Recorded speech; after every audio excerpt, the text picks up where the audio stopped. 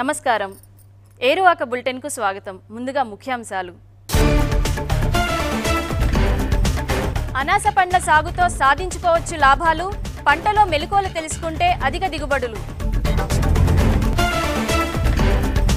రసాయనిక ఎరువుల వాడకంలో తీసుకోవాల్సిన జాగ్రత్తలు. అధిక మోతాదులో వాడితే పంటలు చేలకు నష్టాలు. శనగపప్పులో ఎన్నో విలువైన పోషక పదార్థాలు. పప్పు ధాన్యాన్ని సాగు చేసుకుంటే కలుగు లాభాలు. కోళ్ల పెంపకంలో పాటించవలసిన విలువైన సూచనలు. గుడ్లు మాంసం అధిక ఉత్పత్తికి అనువైన మార్గాలు. అనాస పండ్ల సాగు వాణిజ్యపరంగా ఉపయోగపడుతుంది. ఇది సాగు చేసుకుంటే ఏళ్ల తరబడి మంచి ఆదాయాన్ని తెచ్చిపెడుతుంది. పంట దిగుబడి పెంచుకోవడానికి అందివచ్చిన అన్ని సాంకేతిక శాస్త్రీయ పద్ధతులను ఉపయోగించుకోవాలి. నాణ్యమైన పండ్ల దిగుబడికి నవీన విధానాలు అనుసరించాలి. అప్పుడే అనాస పండించడం లాభదాయకంగా ఉంటుంది.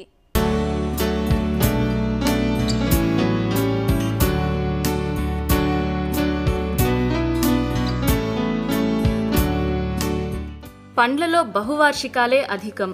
ఇవి ఏళ్ల తరబడి కాసి ఎనలేని ఆదాయాన్ని తెచ్చిపెడతాయి. సాధారణంగా అందరూ సాగు చేసే పండ్లనే మనం సాగు చేసుకుంటే ఆదాయం మాట అటుంచి పెట్టిన పెట్టుబడి దక్కకుండా పోవచ్చు.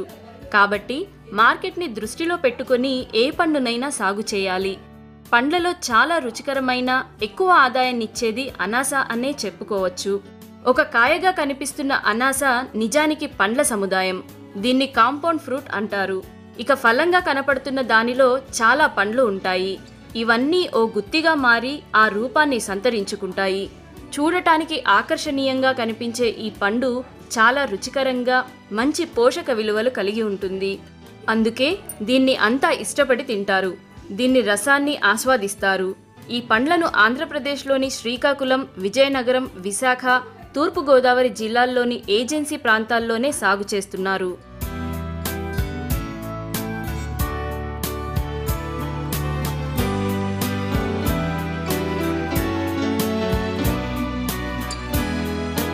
అనాసను ఇంగ్లీష్లో పైనాపిల్ అంటారు. ఈ పైనాపిల్ ఉష్ణమండలపు పంట. ఉష్ణ తీవ్రత మధ్య రకంగా ఉన్న ప్రాంతాలు దీనిని పండించడానికి చాలా అనుకూలంగా ఉంటాయి. ఇది తీర ప్రాంతాల్లో బాగా పెరుగుతుంది. వాతావరణంలో ఉష్ణోగ్రత 21 డిగ్రీల నుంచి 23 డిగ్రీల సెల్సియస్ దీనికి అవసరం ఉంటుంది. సముద్ర మట్టానికి 1100 మీటర్ల ఎత్తుగల కొండ ప్రాంతాల్లో కూడా దీని సాగు చేసుకోవచ్చు. సంవత్సరానికి సుమారు 150 సెంటీమీటర్ల వర్షపాతం అవసరం ఉంటుంది. దీని సాగు చేయాలనుకున్న నేలల ఉదజని సూచిక 5.5 నుంచి 6 వరకు ఉండాలి. ఇసుకతో కూడిన గరప నేలలు చాలా అనుకూలంగా ఉంటాయి. బరువు నేలలు సాగుకు పనికిరావు. నేలలో మట్టి సుమారు 60 సెంటీమీటర్ల వరకు ఉండి సున్నపు రాయి లేకుండా ఉండాలి. నేలలో నీటి మట్టం 2 మీటర్లకు కిందనే ఉండాలి.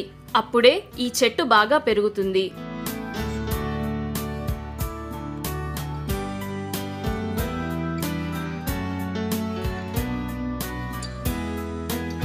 అనాసలో 3 రకాలు మనకు అందుబాటులో ఉన్నాయి. క్యూ అనే అనాస చాలా మేలైన రకం. వాణిజ్యపరంగా ఇది మంచి ఆదాయాన్ని తెస్తుంది. పండ్ల కర్మాగారాలకు ఇది చాలా అనువైనది. దీని దిగుబడి ఎకరాకు 16 టన్నుల వరకు ఉంటుంది. కాయ సుమారు 1.5 నుంచి 2.5 కిలోల బరువు ఉంటుంది. కాయ మీద కండ్లు చాలా వెడల్పుగా ఉంటాయి. లోతుగా లేకుండా పైనే ఉండడం వల్ల కవచం తీసేటప్పుడు గుజ్జు నష్టం చాలా తక్కువగా ఉంటుంది. కాయ మాగినప్పుడు పసుపు రంగులో కనపడుతుంది. వేరు పిలకలు తక్కువగా ఉంటాయి. ఆగస్టు, సెప్టెంబర్ మాసాల్లో ఇది కాపుకొస్తుంది. దీని ఆకుల అంచులు నునుపుగా ఉంటాయి.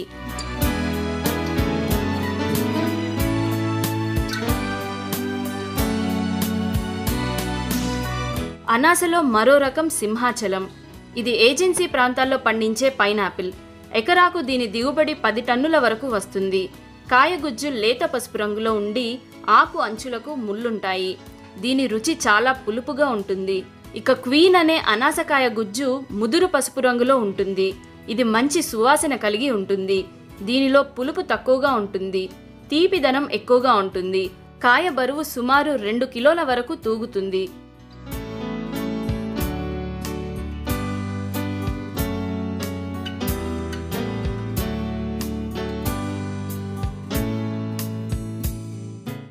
పైనాపిల్ని వేరు పిలకలు, కాండం పిలకలు లేదా తల పిలకలతో ప్రవర్ధనం చేసుకోవచ్చు.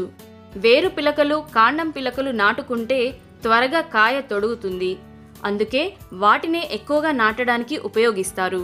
వేరు పిలకలు నాటిన 14 నుంచి 15 నెలలకు, అదే కాండం పిలకలు నాటిన 20 నుంచి 22 నెలలకు కాయ కోతకు వస్తుంది. అయితే ఎంపిక చేసుకున్న పిలకలు 4 నుంచి 6 నెలల వయసు కలిగి ఉండాలి. బాగా దిగుబడి వచ్చే పంట పొలం నుంచి వీటిని ఎంపిక చేసుకోవాలి. పిలకలు నాటేటప్పుడు పిలక కింది ఆకులు 2 వరుసలు తొలగించాలి. నాటడానికి ముందు పిలకలను తలకిందులుగా 1 లేదా 2 రోజులు ఎండపెట్టాలి. ఈ పిలకలను 1% బోర్డో మిశ్రమం కలిపిన ద్రావణంలో ముంచిన తరువాత నాటుకుంటే తెగుళ్ల బారిన మొక్క పడకుండా ఉంటుంది.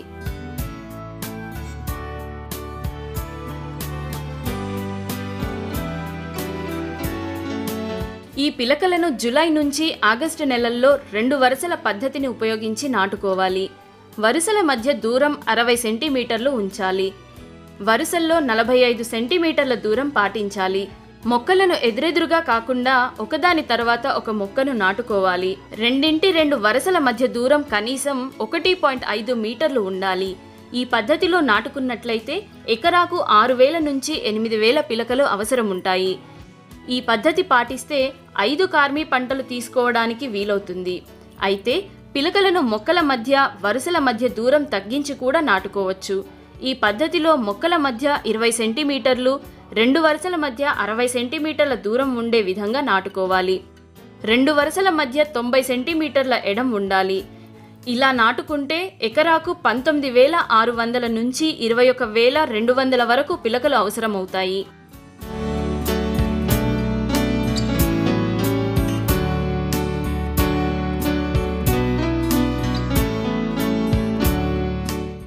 రసాయన ఎరువుల వాడకం ఎక్కువైపోతుంది. ఈ ఫర్టిలైజర్స్ తాత్కాలికంగా పంట దిగుబడిని పెంచినా కాలక్రమంలో అవి నేలకు హాని చేస్తాయి. సారవంతమైన భూములు బీడు భూములుగా మారిపోతాయి. చివరికి పంట పొలాలు ఎడారులవుతాయి. అందువల్ల ఎరువుల వాడకంలో తప్పనిసరిగా కొన్ని జాగ్రత్తలు తీసుకోవాలి. అవేంటో ఒకసారి పరిశీలిద్దాం.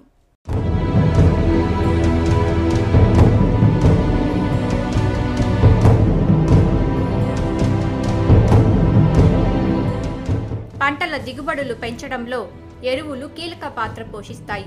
నీటి పారుదల కింద వేసే పంటలకు ఎరువులు తప్పనిసరి. అలాగే హైబ్రిడ్ వంగడాలను సాగు చేసుకునేటప్పుడు ఇవి మరింత అవసరమవుతాయి. హైబ్రిడ్ రకాలకు అధిక మొత్తంలో ఎరువులు వాడాల్సి వస్తుంది. నత్రజని, భాస్వరం, పొటాష్ వంటి ముఖ్యమైన ఎరువులతో పాటు సూక్ష్మ పోషకాలైన calcium, zinc, sulphur, magnesium, boron, ఇనుము వంటివి వేసుకోవాల్సి ఉంటుంది. ఈ ఎరువులను రైతులు విచక్షణ రహితంగా ఉపయోగిస్తున్నారు. అనవసరమైన ఖర్చు చేస్తూ సాగుని భారంగా మార్చుకుంటున్నారు. రసాయనిక ఎరువులను మాత్రమే వాడటం అంత మంచిది కాదు. సేంద్రియ ఎరువుల వాడకాన్ని పెంచాలి. సేంద్రియ ఎరువుల వల్ల భూసారం పెరుగుతుంది. అంతేకాకుండా భూమి గుల్లబారి ఆరోగ్యవంతంగా తయారవుతుంది. పంటకు మంచి పోషకాలను అందిస్తాయి. రసాయనిక ఎరువులు ఉపయోగించిన వాటి మోతాదు మించి వేసుకోవద్దు.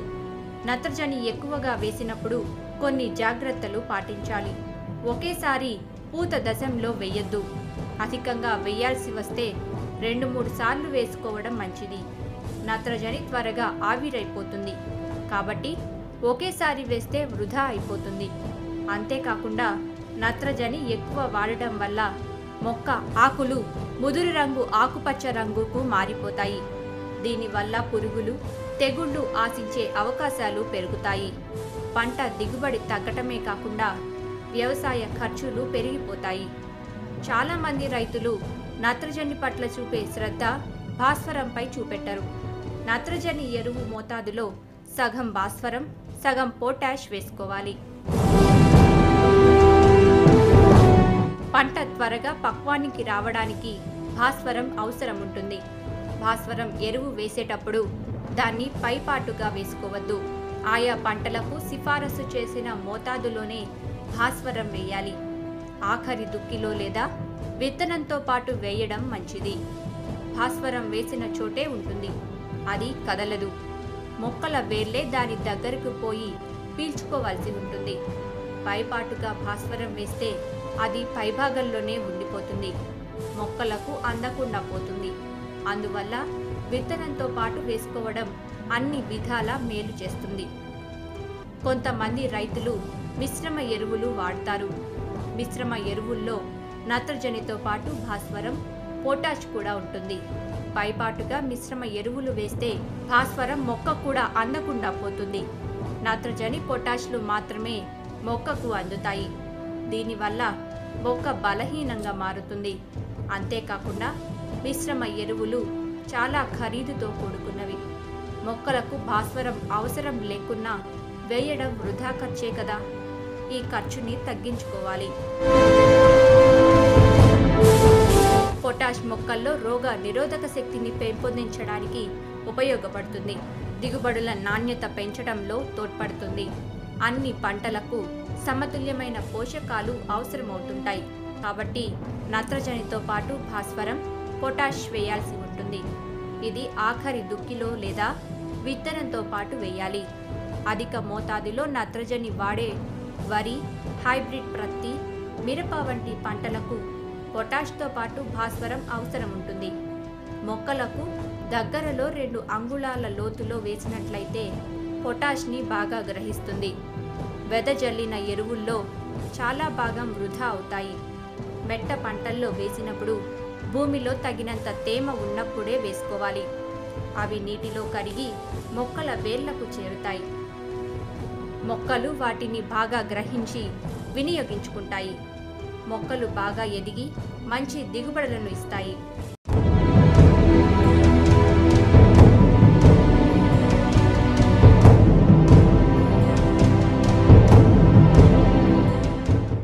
ఏరువాకలో ఇప్పుడొక విరామం.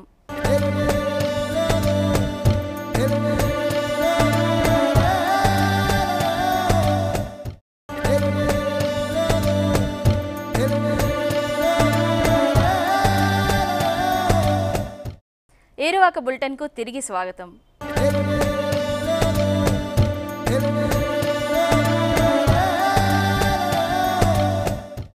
పప్పు ధాన్యాల్లో కంది తర్వాత శనగపప్పు చాలా ఎక్కువ వాడే దాల్.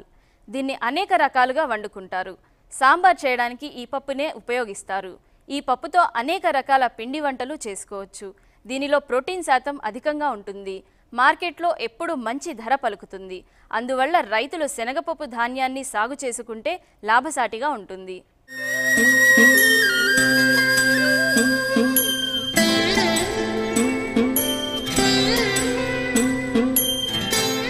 శనగపప్పు ధాన్యం పండించడం లాభదాయకంగా ఉంటుంది. తెలంగాణ, ఆంధ్రప్రదేశ్ రాష్ట్రాల్లో సుమారు 16 లక్షల ఎకరాల్లో సాగు చేస్తున్నారు. ఈ పంట సాగులో 8,57,000 టన్నుల దిగుబడి వస్తోంది.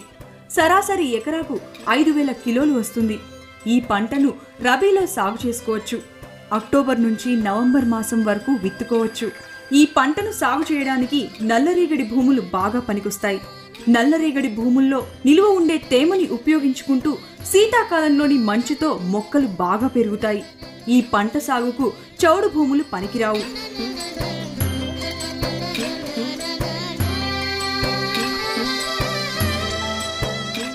తొలకరిలో వేసిన పైరును కోసిన తర్వాత భూమిని నాగలితో ఒకసారి బాగా దున్నాలి. ఆ తర్వాత గొర్రుతో 2 సార్లు దున్ని నేలను చదును చేసుకోవాలి. తయారీ చేసిన నేలలో విత్తుకోవడానికి అనేక రకాలు మనకు అందుబాటులో ఉన్నాయి. JG2 రకం 100 రోజుల్లో పంట చేతికొస్తుంది. ఇది ఎండు తెగులును తట్టుకుంటుంది. ఇది లావుగా ఉండే గింజలు కలిగిన దేశీయ రకం వంగడం. దీని దిగుబడి ఎకరాకు 8 నుంచి 10 క్వింటాళ్లు వస్తుంది.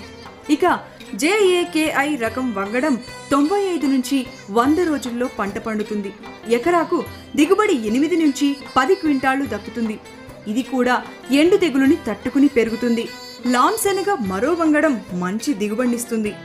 ఇది 90 నుంచి 95 రోజుల్లో కోతకొస్తుంది. లావు గింజను కలిగి మొక్క ఎత్తుగా పెరుగుతుంది.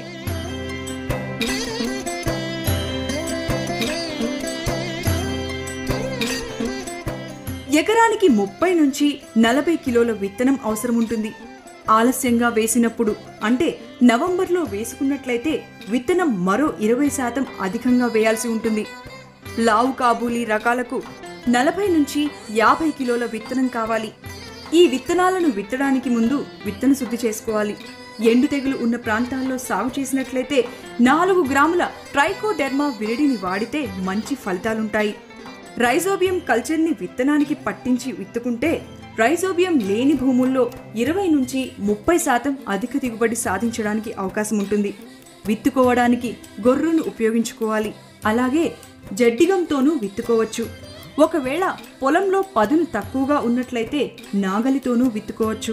విత్తనాలను విత్తుకునేటప్పుడు 30 x 10 సెంటీమీటర్ల దూరంలో విత్తుకోవాలి.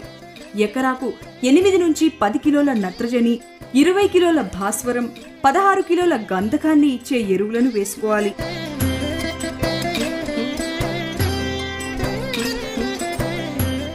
శనగ వర్షాధారపు పంట. ఇది తేలికపాటి నీటి తడులు ఇస్తే అధిక దిగుబడులొస్తాయి. నీటి తడులు పెట్టేటప్పుడు నీరు నిల్వ ఉండకుండా జాగ్రత్త పడాలి. పూత దశకు ముందు ఒకసారి, కాయ దశలో మరోసారి నీటి తడి ఇచ్చినట్లయితే దిగుబడులు పెరుగుతాయి. విత్తే ముందు ఫ్లూక్లోరలిన్ 45% ఎకరాకు లీటర్ వంతు పిచికారీ చేసుకోవాలి. ఆ తర్వాత కలియదున్నాలి. విత్తిన 20-25 రోజుల సమయంలో గొర్రుతో అంతర కృషి చేయాలి.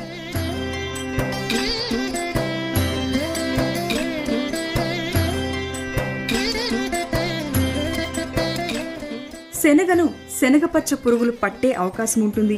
ఇవి లద్దె పురుగు దశలో పూతను, కాయలను తింటాయి. సీతాకోక చిలుక దశలో పూతపైన, కాయలపైన గుడ్లను పెడతాయి. గుడ్ల నుంచి వచ్చిన పురుగులు కాయలను తొలిచి గింజలను తింటాయి. దీనివల్ల గింజలు దెబ్బతింటాయి. దీన్ని నివారించుకోవడానికి లీటర్ నీటిలో 2 మిల్లీలీటర్ల క్వినాల్ ఫాస్ లేదా ఎసిఫేట్ 1 గ్రాము కలిపి పూత, పింద దశల్లో 10 రోజుల వ్యవధిలో పిచికారీ చేయాలి. మందులను మార్చి 2 లేదా 3 సార్లు పిచికారీ చేస్తే మంచి ఫలితాలుంటాయి.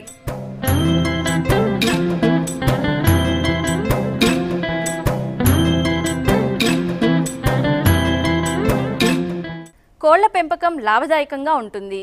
కోడిని గుడ్ల కోసం పెంచుకోవచ్చు. అలాగే మాంసం కొరకు పెంపు చేసుకోవచ్చు. కోళ్లను పెంచాలనుకునే రైతులు ముందుగా పెద్ద ఎత్తున చేయడం మంచిది కాదు. కోళ్లను అప్పటికే పెంచుతున్న వాళ్ల అనుభవాలను, పశువైద్య నిపుణులను సంప్రదించిన తరువాతనే కోళ్ల పెంపకాన్ని చేపట్టాలి. ఈ కోళ్ల పెంపకంలో పాటించాల్సిన విధానాలు, తెలుసుకోవాల్సిన జాగ్రత్తలేమిటో తెలుసుకుందాం.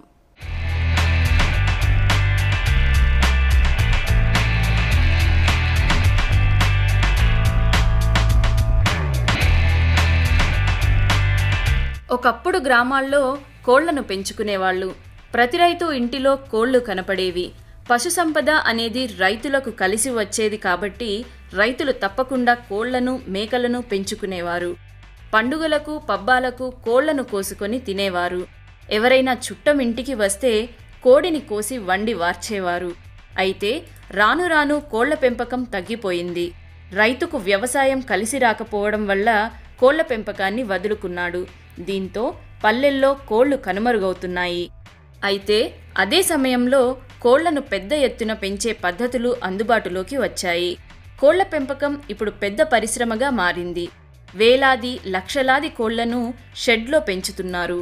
సుమారు ప్రతిరోజు 5 కోట్ల గుడ్ల ఉత్పత్తి జరుగుతోంది. రమారమి 6 కోట్ల కోళ్లను పెంచుతున్నారు.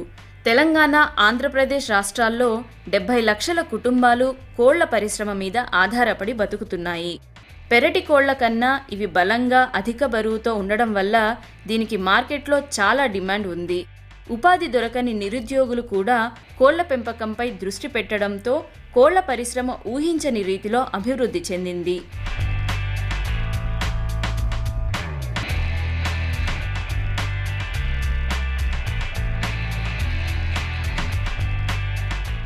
కోళ్ల పెంపకం చేపట్టాలనుకునే వాళ్ళు ముందుగా కోళ్లను అప్పటికే పెంచుతున్న వాళ్ల అనుభవాలను తెలుసుకోవాలి.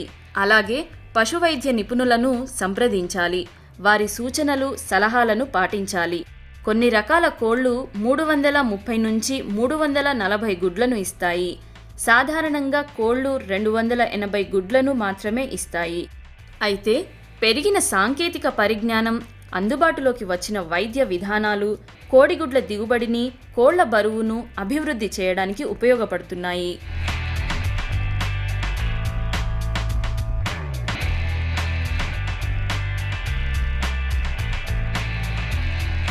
కోళ్లలో 2 రకాలున్నాయి.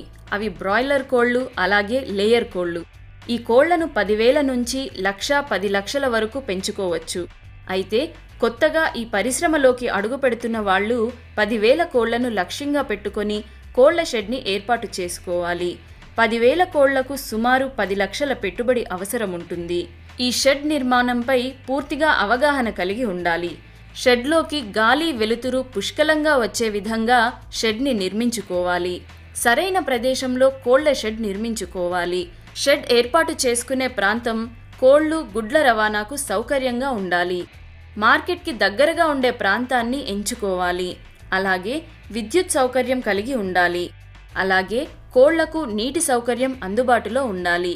ఈ షెడ్లోకి గాలి, వెలుతురు బాగా వచ్చే విధంగా ఏర్పాటు చేసుకోవాలి. కోళ్లకు అధిక ఉష్ణోగ్రత తగలకుండా ఫ్యాన్లను ఏర్పాటు చేయాలి. వేసవి కాలంలో షెడ్కి 2 వైపులా గోనె సంచులను కట్టి వాటిని తడుపుతూ ఉండాలని పశువైద్య శాస్త్రవేత్తలు చెప్తున్నారు. కోళ్ల పరిశ్రమ అనేటప్పటికీ మనకి 2 రకాల ఫార్మింగ్ సిస్టమ్స్ మనకి కనబడతాయి. ఒకటేమో బ్రాయిలర్ ఫార్మింగ్ సిస్టమ్, రెండవదేమో లేయర్ ఫార్మింగ్ సిస్టమ్ అని. ఈ బ్రాయిలర్ ఫార్మింగ్ సిస్టమ్ అంటే మాంసం కోసం ఉత్పత్తి చేసేటువంటి కోళ్ళు. పరిశోధనల ఫలితంగా జన్యు మార్పిడి ఇన్ ద సెన్స్ వాటి యొక్క తీసుకున్న ఆహారాన్ని కన్వర్షన్ రేషియో బాగా పెరిగింది. అది జెనెటికల్ ఇంప్రూవ్మెంట్ చేసి 6 వారాలు కాకుండా 4 వారాల లోపే దాదాపుగా 2 కిలోల బరువు వచ్చేటువంటి బ్రాయిలర్ కోడిని ఉత్పత్తిలోకి తీసుకొచ్చారు. లేయర్ కోళ్లలో కూడా 280 గుడ్లు ఇస్తే చాలా ఎక్కువగా ఉండేటివి. అలాంటిది దాదాపు ఇప్పుడు 320 నుంచి 330 ఈవెన్ 40 వరకు గుడ్ల శాతం పెంచడం జరిగింది. పెద్ద ఎత్తున కోళ్లను పెంచుతున్నప్పుడు కోళ్ల దానాను సొంతంగా తయారు చేసుకోవడం లాభదాయకంగా ఉంటుంది. అయితే ఇది సాధ్యం కాకపోతే మార్కెట్లో కోళ్ల దానాలు కొనివేసుకోవాలి. కోడికి పెట్టే దానా దాని వయసును బట్టి ఉంటుంది. దాని మోతాదు కూడా వయస్సుని బట్టి ఇవ్వాలి. లేయర్ కోళ్లకు 14 వారాల వరకు వ్యాక్సిన్ ఇవ్వాలి. కోళ్ల కోసం షెడ్లో ప్రత్యేకంగా నీళ్ల తొట్టిని ఏర్పాటు చేయాలి. ఒక కోడిని మరో కోడి పొడుచుకోకుండా ఉండడానికి కోళ్ల ముక్కుని కత్తిరించాలి. 7 వారాల వయసు వచ్చిన కోళ్ల ముక్కులు కత్తిరించాలి. ఇది నిపుణులైన పశువైద్యులతో చేయించాలి. ఇలా చేయించడం వల్ల 2 రకాల ప్రయోజనాలుంటాయి. వాడిగా ఉన్న ముక్కుతో కోళ్లు పొడుచుకునే అవకాశం ఉండదు.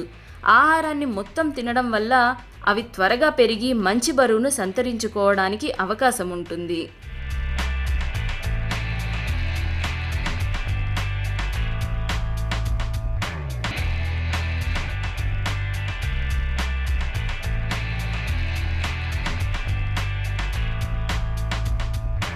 బ్రాయిలర్ కోళ్లలో కొన్ని వ్యాధులు వచ్చే అవకాశం ఉంది.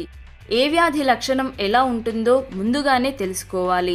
సకాలంలో వ్యాధిని గుర్తించి పశువైద్యులతో చికిత్స చేయించాలి.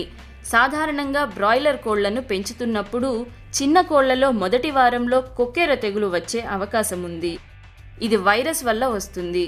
దీనికి బి కాంప్లెక్స్ బిళ్ళలు ఇవ్వాల్సి ఉంటుంది. అలాగే గంభోరా అనే వ్యాధి వచ్చే అవకాశం కూడా ఉంది. ఈ వ్యాధి రాకుండా కోళ్లకు 3 సార్లు వ్యాక్సిన్ ఇవ్వాలని పశు వైద్య నిపుణులు చెప్తున్నారు. దానా విషయంలో చూసుకున్నట్టుగా ఉంటే బ్యాలెన్స్డ్గా మనకి డిఫరెంట్ టైప్స్ ఆఫ్ న్యూట్రియంట్స్ అంటే వైటమిన్స్, కార్బోహైడ్రేట్స్, ప్రోటీన్స్, ఫైబరు ఇలాంటివన్నీ సమతుల్య ఆహారం ఇచ్చేసి దానా రూపకంగా ఇచ్చిన తర్వాత అది కోడి యొక్క శరీరంలోకి వెళ్ళిన తర్వాత ఆ కంప్లీట్ వాటి యూటిలైజేషన్ జరిగి అది బయో కన్వర్టర్గా మారి ఇటు ఏది మాంసం ఉత్పత్తి చేసే కోళ్ళలోనేమో మాంసం ఉత్పత్తికి దాని యొక్క వెయిట్ పెరుగుతూ వస్తున్నది. అలాగే గుడ్లను ఉత్పత్తి చేసే కోళ్ళలోనేమో గుడ్డు రూపంలో మనం ఇచ్చేటువంటి ఇన్పుట్ అలా వస్తుంది. అంటే ఒక వాటిలో చెప్పాలంటే కోళ్ళు అనేటివి లేకుంటే పారిశ్రామిక రంగంలో ఉన్నటువంటి ఈ పరిశ్రమలో ఇది ఒక బయో కన్వర్టర్గా మారింది. మన అవసరాలు ఏవైతే ఉన్నాయో కోడిలోకి ఇచ్చి కోడి నుంచి మనం వాటిని మళ్ళీ మాంసం రూపంలో గుడ్డు రూపంలో పొందుతున్నాం. సో ఇంత పెద్ద పరిశ్రమ అయినప్పుడు చాలా సింపుల్గా చెప్పుకోవాలంటే తక్కువ టైంలో మనం ఇచ్చినటువంటి దానాన్ని ఉపయోగించుకొని ఎక్కువ మోతాదులో మనకు ప్రొడక్షన్ బయటకి ఇస్తుంది. కాబట్టి స్ట్రెస్ అనేది సాధారణంగా ఉంటుంది. ఇక లేయర్ కోళ్లను పెంచుతున్నప్పుడు నాసి రకం కోళ్లను వేరుగా ఉంచాలి. వ్యాధి బారిన పడిన కోళ్లను ఎప్పటికప్పుడు షెడ్ నుంచి తొలగించాలి. మొదటి 12 వారాలు తగిన జాగ్రత్తలు తీసుకోవాలి. అయినా కోళ్లలో సాధారణంగా కొక్కెర, గంబోరా వ్యాధి, గురక, ఇన్ఫెక్షన్ వచ్చే అవకాశాలున్నాయి. అలాగే మసూచి సోకే ప్రమాదం ఉంది. కాబట్టి ఈ వ్యాధి సోకిన వెంటనే తగిన చికిత్స చేయించాలి. పశువైద్య నిపుణులను సంప్రదించి మల్టిపుల్ డోస్ ఇప్పించాలి. కోళ్లలో శ్వాస సంబంధిత వ్యాధులు వచ్చే అవకాశం ఉంది. అలాగే ఉదరకోశ వ్యాధులు వస్తాయని డాక్టర్లు చెప్తున్నారు. ఎలాంటి వ్యాధి లక్షణాలు కనపడినా తగిన వైద్యం సకాలంలో చేయించాలని సూచిస్తున్నారు. ఎవరైతే మనకి కోళ్ళని మనకి సప్లై చేస్తారో వాళ్ళు ఇచ్చేటువంటి వ్యాక్సినేషన్ షెడ్యూల్, అంటే టీకా మందుల మొత్తం ఒక తర్ఫీదుగా పొందినటువంటి వ్యక్తులు ఉంటారు కాబట్టి వాళ్ళు ఒక షెడ్యూల్ ఇస్తారు. ఇక ఈ కోడికి ఈ వారంలో ఈ టీకా వేయాలి, ఈ వారంలో ఈ టీకా వేయాలి, ఈ వారంలో ఈ టీకా వేయాలని. అంటే దాదాపుగా బ్రాయిలర్ కోళ్ళు అయితే మొదటి వారం రెండో వారం దాదాపుగా 2-3 రకాల వ్యాక్సిన్స్ ఇవ్వాల్సి వస్తుంది. ఆ తర్వాత అది కాస్త ఫ్రీ అవుతుంది. లేయర్స్ వచ్చేటప్పటికి 16 దాదాపుగా 12వ వారం దాకా కంటిన్యూస్గా, అంటే ఎవ్రీ వీక్ ఒక వ్యాక్సిన్ ఇస్తూనే ఉంటాం. ఇది ఒక ఎత్తు, ఎందుకంటే ఇవి చాలా ముడిపడినటువంటి సమస్యలు. పశువైద్య నిపుణుల సూచనలు సలహాలు పాటిస్తూ కోళ్లను పెంచుకున్నట్లయితే ఆశించిన గుడ్లు దక్కుతాయి. అదేవిధంగా మంచి బరువైన కోళ్లు అందివస్తాయి. మార్కెట్ ధరలను దృష్టిలో పెట్టుకొని కోళ్ల పెంపకం చేపట్టాలి. అన్ని కోళ్లను ఒకేసారి వేల సంఖ్యలో పెంచడం కన్నా కొద్ది రోజుల వ్యవధిలో కోళ్లను దఫాలుగా పెంచుకున్నట్లయితే మార్కెట్లో వచ్చే ఒడిదుడుకులను తట్టుకోవడం వీలవుతుంది. మనం పెట్టిన పెట్టుబడికి అనుకున్న స్థాయిలో లాభాలు వస్తాయి.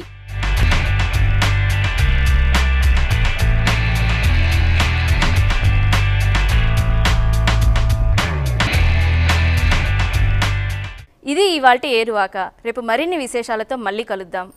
సెలవు.